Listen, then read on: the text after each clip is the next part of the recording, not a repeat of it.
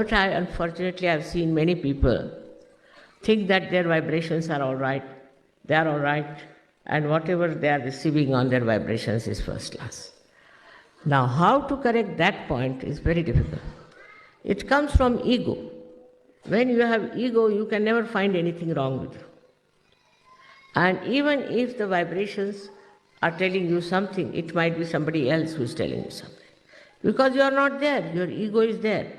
And your ego is just spoiling you and teaching you things which normally you would see clearly that I am doing something wrong. I should not have done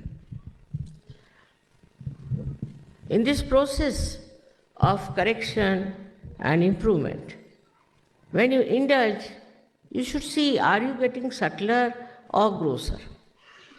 That is the best way to judge. Now I have seen people who go on judging on small things like vibrations, whether this vibration are all right or not in this tree, or on these flowers, or on this land. All kinds of material things they want to see the vibrations. But for what are you seeing the vibration? You are seeing vibration because some sort of a material gain. You think that if you check the vibrations and the vibrations are all right, then we are quite safe. We will not lose this, we will not lose that.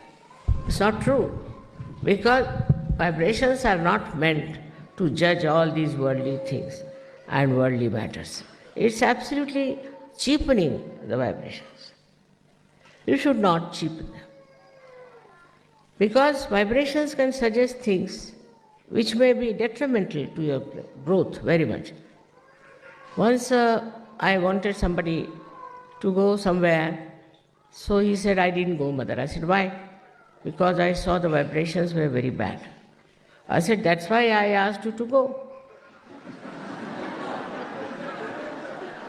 If the vibrations were good, what was your use going there? That's the reason I asked you to go there, so that you could help. But before that, you judged yourself, judged your vibrations, and then you didn't want to go. So what happens? We want to have an easy, cozy life. And all our problems must be solved by Sahaja, otherwise we think Sahaja is of no use. Whatever is our desire must be fulfilled. So now the desires are mostly personal. My child is not well, so the child should be all right. My husband is misbehaving, the husband should be all right. Or I have no house, so I must get a house. See how we are moving our mind. It's still on a very consumer society, as they call it. We are all the time thinking now, I should have a son now instead of a girl, and you get a son, then you blame Sahaja for that. Anything that according to your desire doesn't work out, then you think it's Sahaja which has done the harm, and you are suffering because of Sahaja. Or this faith in Sahaja gets little moving, or we can say in a way, it's not that deep. But if you are deeply embedded in Sahaja, then what happens? What may come, I will be a Sahaja. Supposing somebody dies. Normally in Sahaja, it's difficult for people to die also, I must tell you. Even if they want to die, they can't die. It's the Parama Chaitanya which decides for you.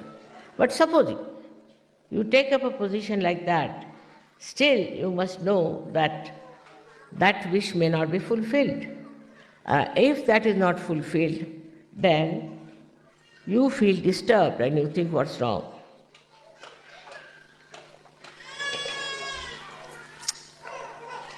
But your wish is not the wish of God Almighty.